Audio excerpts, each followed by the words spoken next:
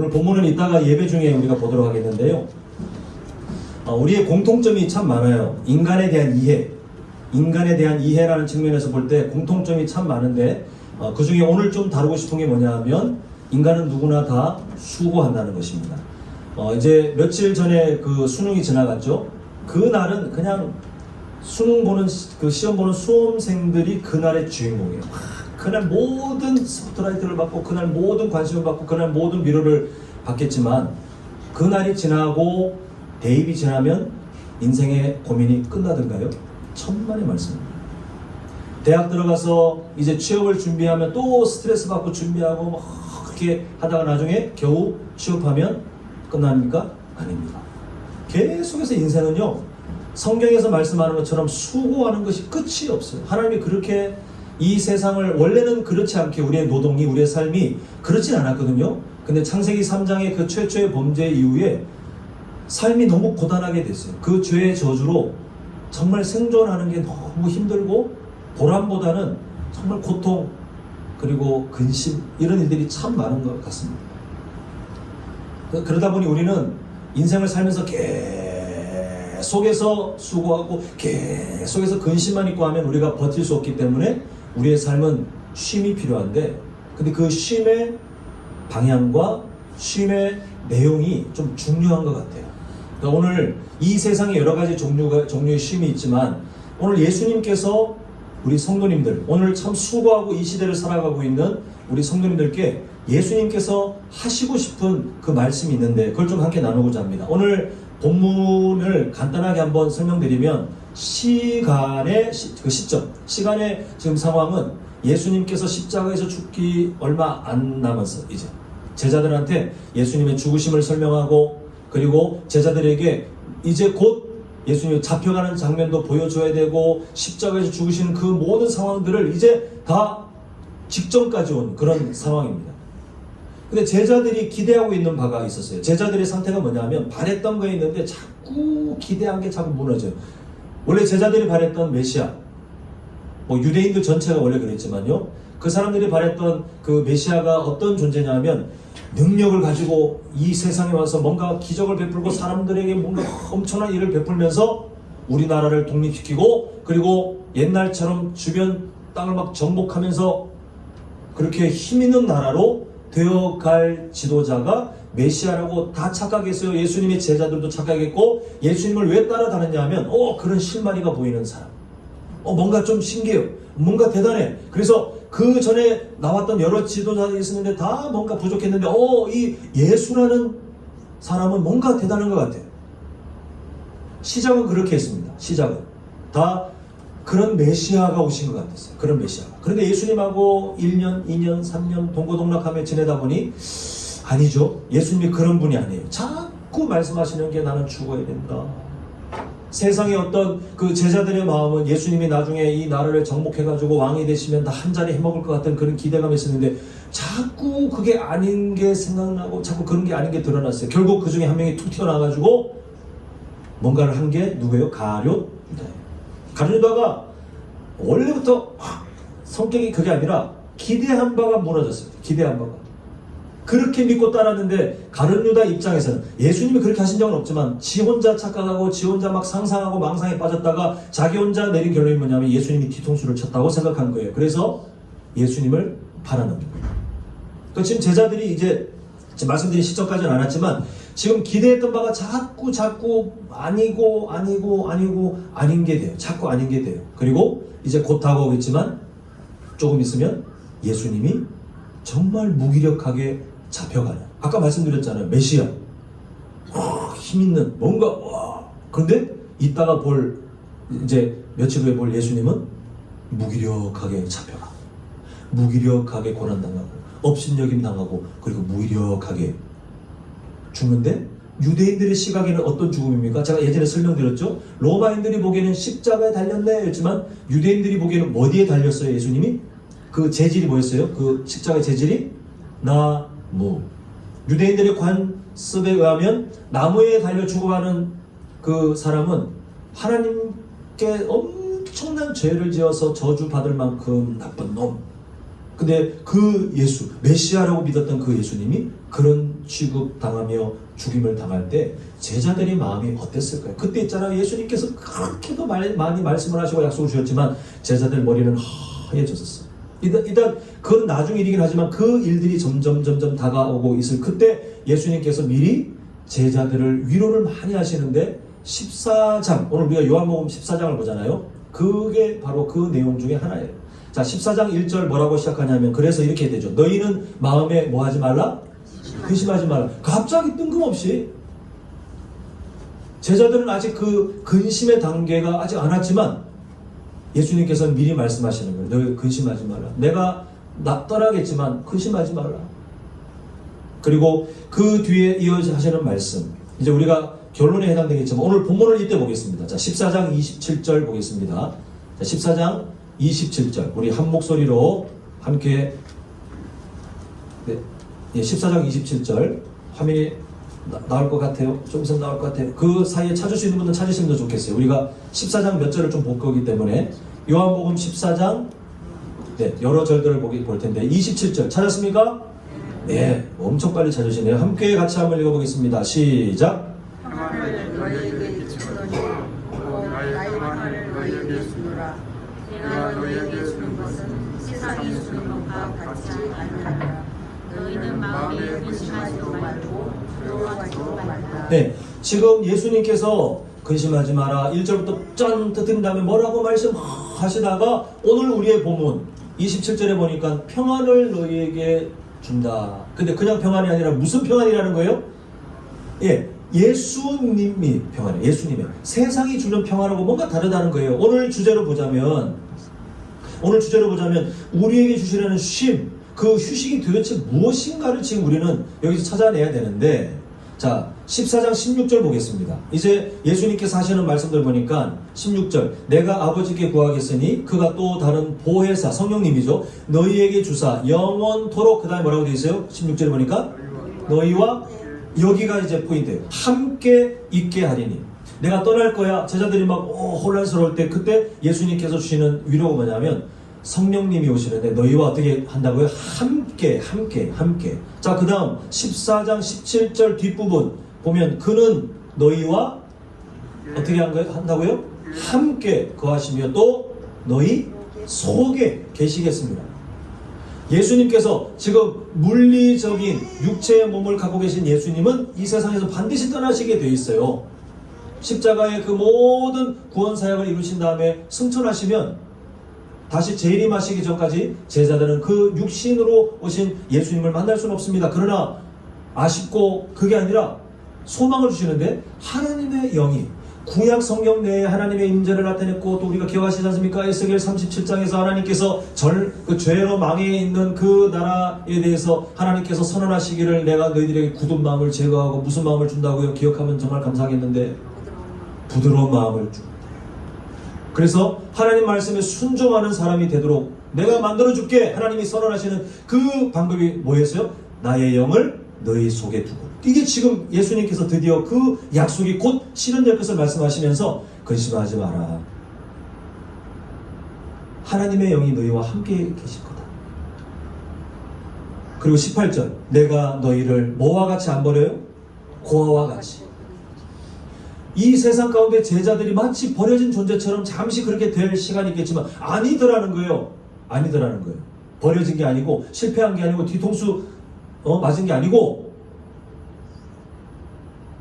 하나님의 구원 계획에 반드시 그 시간은 필요했는데 그때도 예수님은 제자들을 도우시고 그리고 승천하신 다음에 제자들이 홀로 남아있는 것 같지만 그러나 약속하신 대로 성령 하나님의 임재가 있고 나서 그 전보다 더 풍성한 삶을 누리게 하실 그것, 이것을 다 설명한 다음에 바로 오늘 본문을 말씀하신 거예요. 평안을 너희에게 줄게.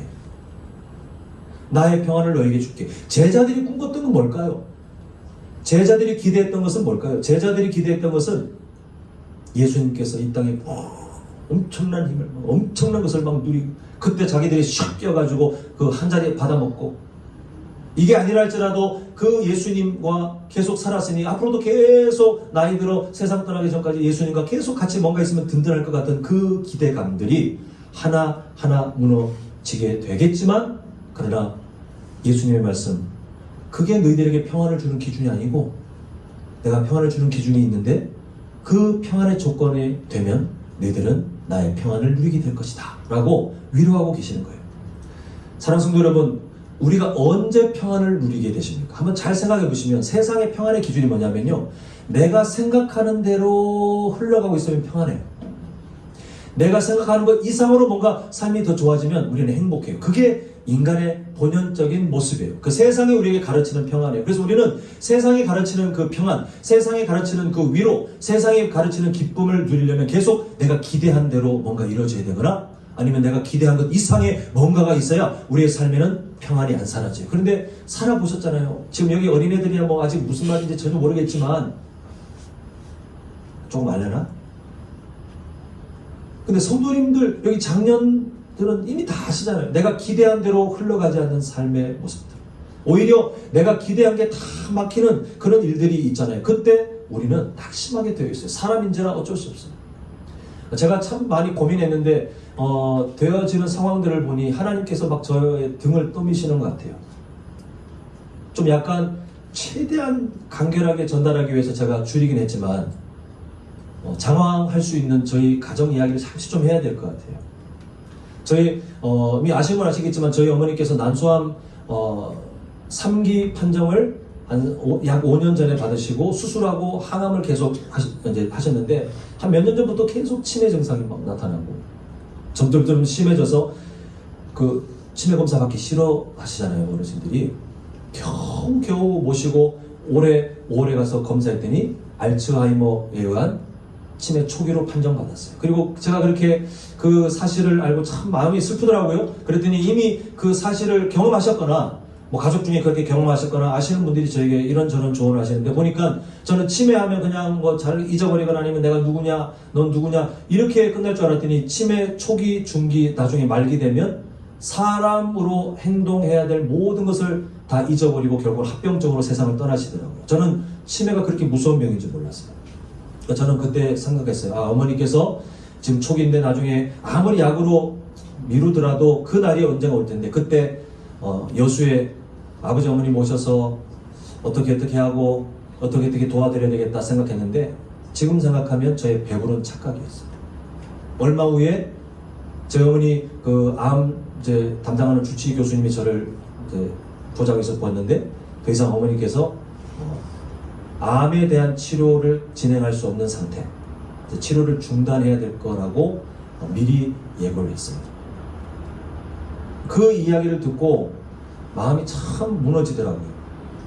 그러니까 어머니하고 아버지하고 이제 어찌 보면 어머니의 생이 얼마 안 남았다고 이제 통보를 받았는데 그게 몇 달일지 전혀 예측이 되지 않지만 그러면 이게 시간이 만약 되면 어머니하고 아버지 모시고 한 번도 여행을 못 갔거든요. 제가 계속 사역한다고 핑계대고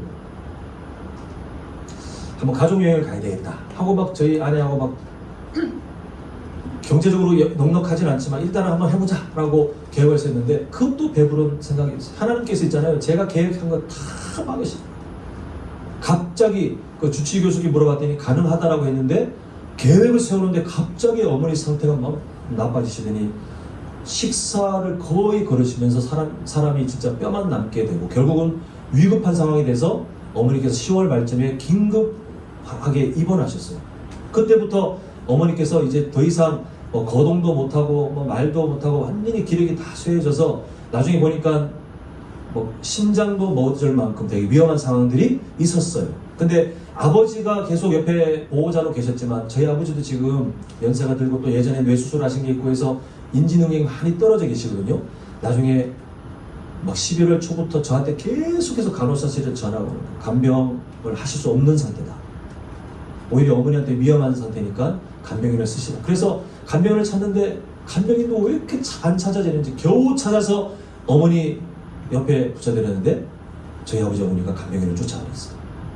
또 간호사실에 계속 전화하고 그게 한 2주 동안 막 정말 제가 너무 막 스트레스 받을 정도로 부모님이 힘드신 건 알지만 정말 아들이 그 병원하고 같이 연락하면서 가장 좋은 방법을 찾아내는데도 부모님들이 막 그걸 끊어내시고 그렇게 하니까 제가 너무 힘이 들었어요. 그러다가 저번 주 월요일입니다. 제가 보니까 막 시간이 엄청 오는 것 같은데 보니까 얼마 안 됐더라고요. 저번 주 월요일날 교수님 빨리 좀 올라오라고 해서 제가 양해를 부탁드리고 제가 출타했어요. 그래서 가서 만났더니 지금 어머니 상태가 이제 더 이상 치료하는 것도 그렇고 하니까 그 호스피스 기능이 있는 요양병원으로 모시는 게 낫겠다라고 했어요. 그리고 지금 어머니께서 아직 옮길 컨디션이 아니니까 약간 컨디션이 올라오면 그리고 옮기는 걸로 합시다 라고 설명드렸고, 호스피스 기능이 있는 병원을 막 찾아봤는데 저희 쪽으로 모실지 고민하다 보니까 아버지께서 아직은 이쪽으로 옮기려고 하니까 뭐 집도 없죠. 그래서 아버지께서 그래도 어머니 계속 볼 수 있도록 최대한 가까이 보려고 해서 찾아보니 이게 연락을 넣어보니까 아는 분이 정말 적극적으로 추천하신 정말 좋은 호스피스 병원이 있는데 1순위라고 해서 받았는데 너무 멀어요, 거리가. 두 번째가 있는데 기독 의료원이라고 아주 잘하고 있는데 여기는 너무 좋다 보니 대기가 언제 자리가 날지 몰라요. 세 번째가 있는데 아버지 집에서 걸어서 5분 거리. 와, 여기는 언제든지 갈 수 있대요. 그래서 저하고 제 아내하고 계획을 세웠어요. 월요일에 뵀잖아요. 야, 그러면 이제 다음 주에 다시 양해를 구하고 내려가서 그때 입원을 진행하면 되겠다라고 했는데 갑자기 수요일날 밤에 전화 와가지고 지금 어머니를 이제 옮길 준비를 하셔야 됩니다. 제가 월요일날 말씀드렸더니 어머니 컨디션이 그때 어떻게 될지 모르니까 지금 좋으실 때 옮기셔야 된다고 해서 또 제가 올라갈 수가 없는 상태였어요. 추수감사 주일 이제 준비를 해야 되는데 지금 여유가 없기 때문에 막막하고 있을 그때에 모교회 전도사님하고 또 다른 분이 연락이 돼가지고 그분들이 막 마치 자녀인 것처럼 달라붙어서 저희 어머니가 근처 요양병원을 가시도록 겨우 이송한 게 목요일 오전이었어요. 이제 마음에 그래 가셨으니 아버지는 왔다 갔다 하시면서 얼굴 뵙고 우리는 주일 지나고 양해를 구하고 좀 갔다 오자라고 했는데 목요일 오전에 했잖아요. 목요일 저녁에 전화가 한 통이 옵니다. 그 요양병원에서 전화가 오기를 어머니 상태가 급격히 나빠졌는데 본인들 병원에서 감당이 안 되니 지금 앰뷸런스를 불러서 원래 있던 응급실로 모셔주겠다고 하고 우리한테 모시라고 하더라고요. 모셨어요. 그리고 그 저녁에 겨우 모셨는데 그날 밤에 다시 저한테 그 병원에 전화 와서 지금 어머니 상태를 볼 때 요양병원 수준으로는 모시지 못하고 호스피스 병원으로 가야 되는데 지금 빨리 와서 그 작성을 해야 된대요. 자녀가 어머니 연명 치료하는 것을 하지 않겠다라는 작성을 해야 호스피스 병동에 옮길 수 있다고 허락이 된다고 해서 제가 그래서 그 장로님들께 부탁드리고 목요일 밤에 떠났습니다. 밤에 출발하고 새벽 이게 막 달리고 있는데요. 그때 저의 심정은 어떤 심정이냐면 이게 한숨이 안 나올 정도로 진짜 탈진했어요. 너무 진짜 마음이 뭘 해도 다 막히고 뭘 해도 막히고 진짜 막 다 막히는 상황이었어요. 근데 그때 있잖아요. 저에게 하나님이 계속 생각나게 하신 찬양이 있는데 오늘 처음에 고백했던 찬양 기억나십니까? 찬송가 내 평생에 가는 길 순탄하여 늘 잔잔한 강 같든지. 근데 그 다음 가사를 하나님 계속 고백하게 하셨어요. 큰 풍파로 무섭고 어렵든지 그 다음에 나의 영혼은 편하다. 제가 오해하실까봐 설명을 좀 드리고 싶은데요. 오늘 이 함께하는 찬양 그리고 오늘 추수감사주일 주제를 언제 정했냐 하면 저희 어머님에게 어떤 어려움도 나타나지 않았을 그때에 하나님이 저에게 어떤 마음을 주셨냐면요. 지금 성도님들 살아가시는 그 인생길, 믿음의 삶을 사는 게 정말 고단하시겠다. 근데 추수감사 때 그냥 의미 없이 자 하나님이 뭐 주셨어요. 옛날 추수감사절은 뭐 추수의 의미가 있고 이렇게 하기보다 정말 하나님께서 위로하길 바라시는 것 같았어요. 그래서 쉼이라는 주제를 가지고 그 하나님을 통한 위로를 저도 묵상하고 그때 찬양팀을 미리 준비해서 찬양곡도 그때 미리 다 정한 거예요. 근데 추수감사주일 앞두고 이틀 앞두고 있는 그 목요일 밤부터 금요일 새벽까지 밤새 달려가는데 하나님께서 그 1절 가사를 계속해서 생각하게 하시면서 저한테 질문하시는 게 있었어요. 혁규야, 너 다른 성도님들께 그 하나님의 쉼과 위로를 말하려고 하는데 너는 정말 어떠니? 라고 물으시는 거예요. 너는 정말 그 쉼을 누리고 있니? 그 차 안에서 저희 아내한테 제 감정을 다 말하지 못하고 그냥 운전하면서 저는 하나님하고 계속 그 질문을 마주하면서 그 찬송가만 계속해서 묵상했어요. 그리고 도착할 때쯤 저에게 어떤 결론이 내려졌냐면, 성도님들께서 기억하실지 모르겠습니다. 우리 사도신경 수요일날 보고 있잖아요, 그죠? 하필 주제가 계속해서 하나님의 섭리, 하나님의 손으로부터, 기억나십니까? 하나님 손으로부터 좋은 것도 나오지만 나쁜 것도 나오고, 충분히 하나님은 그렇게 선하신 뜻을 따라 우리에게 이것도 베푸시는, 그리고 우리는 감사하게 하나님의 뜻을 믿고 신뢰하고 살아가야 된다고 제가 얼마나 목소리 높여서 외쳤습니까? 그런데 저에게 그를 증명하는 거예요. 그리고 그 증명은 내 삶의 현재 상태에 하나님이 어떠한 분인지를 인식하고 인정하고, 또한 그 하나님 앞에 나아갈 때, 그때 이 찬송가의 가사, 후렴, 내 영혼 평안해, 내 영혼 평안해, 이게 그냥 감정적인 것이 아니라 거기서 출발한다는 것을 깨닫고, 제가 아침에 어머니 이제 연명 치료를 거부해야 되는 서류를 작성하기 위해 갔는데, 병원에서 왜 그렇게 오래 기다리게 하는지 나중에 상담하는데요, 그마저도 또 막히는 거예요. 그 병원에 있는 호스피스 병동으로 이제 모시려고 막 상담하고 작성하다 보니 조건이 상주 보호자가 간병인처럼 붙어 있어야 되는데, 제가 가기도 그렇잖아요. 근데 아버지는 그 역할을 전혀 못 하시잖아요. 결국은 갈 수 없어요. 적합도가 맞잖아요. 저는 다른 호스피스 병원을 찾아가야 되지만, 대기가 얼마나 많이 걸려 있는지 향방을 알 수 없는 그때, 정말 신기하게도 바로 그 순간에 저에게 전화가 안 왔어요. 아까 제가 말씀드렸잖아요. 어머니 모시려고 할 때 1순위 모두가 추천했는데 너무 멀어서, 거기 가시면 진짜 보호자도 나중에 이제 세상 떠나실 그분도 정말 편하게 있는 목사님이 운영하시는 곳인데, 거리가 멀어서 제가 포기했던, 그런데 연락을 못하고 그냥 그대로 이게 넘어갔던 거기에서 저에게 전화 와서, 자리가 났는데 혹시 환자분이 오실 수 있습니까? 라고 그 시점에 전화가 왔어요. 하나님께서 있잖아요, 이것도 받고 저것도 받고 막 막으시는데 하나의 길을 열어가시고, 또 그 가다가 또 뭔가 막히는 것 같은데 또 하나의 길을 열어가시고, 그렇게 하시면서 하나님께서 그 길을 준비하며, 사실 그 금요일 있었던 그 일, 전화 받고 나서 이제 토요일 날 어제 거기 들어가시긴 했는데, 그 사이에도 수많은 사건들이 있었는데, 하나님이 그래도 겨우 저희 어머니하고 아버지께서 모두에게 좋다고 하는, 거리가 멀지만 그러나 두 분이 함께 있을 수 있는 그곳에 겨우 들어가시고, 제가 이제 오늘 주일을 이제 맞이하게 됐어요.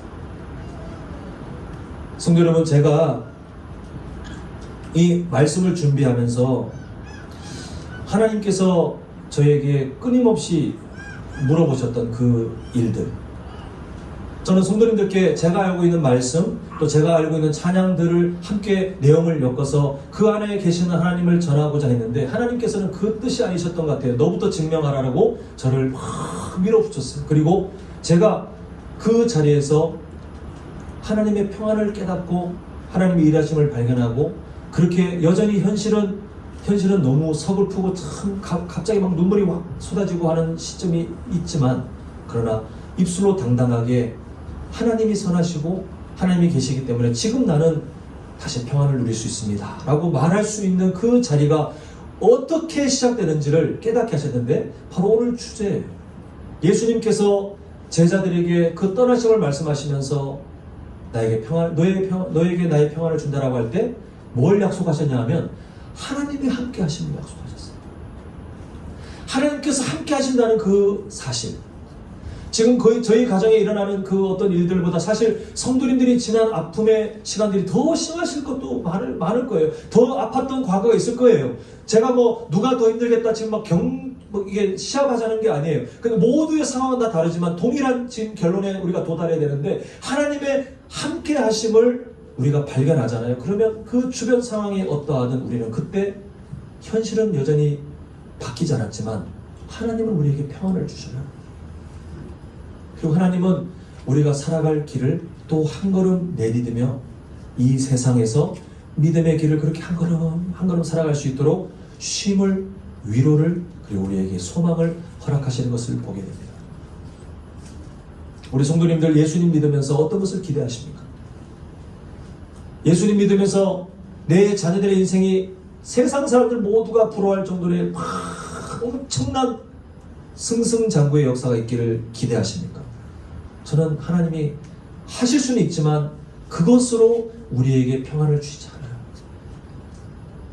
성도님들의 통장에 돈이 마르지 않도록 하나님께서 막 부어주시길 바라면서 이렇게 신앙생활 하십니까? 죄송하지만 제가 보았던 하나님의 일하시면요, 드물게 있긴 합니다.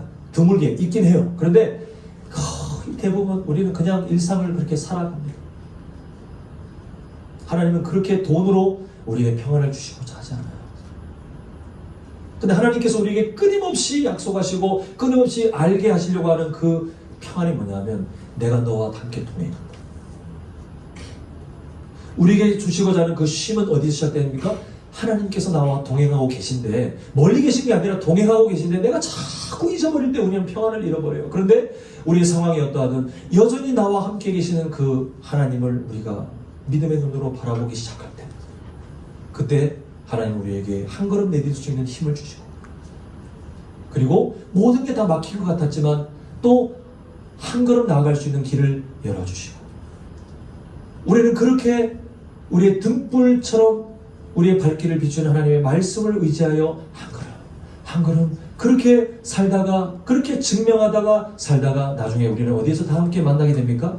하나님께서 영원한 평안, 영원한 안식, 영원한 쉼을 허락하시는 천국에서 우리는 다 반갑게 만날 거예요.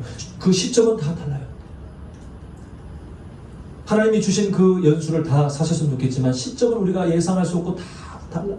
그러나 우리는 그렇게 한 걸음 한 걸음 하나님이 주시는 그 쉼을 누리면서 언젠가 천국에서 영원한 쉼을 함께 누리며 함께 하나님을 찬양하는 귀한 예배자로 영원히 아름답게 살게 될 줄 믿습니다. 사랑하는 성도 여러분, 우리의 소망, 우리의 쉼, 우리의 위로의 근거를 세상에 절대 두지 마십시오. 잠시 좋을 수는 있으나 그 잠시도 그렇게 많지 않더라고요. 그리고 그 잠시가 우리의 영원한 목적이 되는 순간 우리는 결국 무너지게 되어 있습니다. 우리 성도님들의 지금 현실이 일상의 평안을 누리신다면 그 평안을 주신 하나님을 인정하시고 감사하셨으면 좋겠어요. 근데 만약 근심거리가 있고 정말 답답한 점이 있다면, 목사님 저도 너무 부끄럽습니다만 막 휘몰아칠 때에 그 2주 상간에 또 이 최근에 일주일을 살았던 그때 저는 너무 힘들었어요. 정말 너무 힘들었어요. 근데 그때 제 자신이 뭘 발견했냐면 하나님께 기도하지 않고 있었어요. 하나님을 생각하지 않고 있었어요. 그냥 혼자 그 어려운 상황에 매몰되어서. 성도님들, 어떤 상황 가운데 있든지 우리의 소망 되시는 하나님께 우리의 마음을 출발시키셨으면 좋겠습니다. 그분은 멀리 계시기 때문에 제가 하나님 갈게요 제발 좀 기다려주세요가 아니라 어디 계신다는 거예요. 이미 나와 동행하시는 거예요. 내가 너 손 잡고 가잖아. 내가 너 손 붙잡고 가잖아. 왜 그 사실을 모르니? 오히려 답답해하시면서 우리를 위로하시는 하나님. 이제 우리가 내년 추수감사 주일 온세대 연합 예배 드릴 때까지 모두 건강하셨으면 좋겠고 모두의 삶이 평안하셨으면 좋겠는데요, 정말 바라는 것은 우리가 내년에 이 시간 이즈음에 다시 만났을 때에 성도님들의 삶에 그 간증거리들이 좀 차곡차곡 쌓였으면 좋겠습니다. 세상적인 평안이 아니라 하나님의 동행하심을 알면서 그 은혜를 발견하면서 누리게 되는 참 신비로운 경험, 그 하나님의 위로, 그 하나님의 쉼을 우리 성도님들 이제 다가올 한 해 동안 다시 열심히 경험하시고 쌓으셔서 우리 모두가 다른 사람들에게 그 하나님을 자랑하고 그 하나님을 위로하고 그 하나님을 누릴 수 있는 우리 성도님들의 복된 삶이 되시기를 간절히 소망합니다.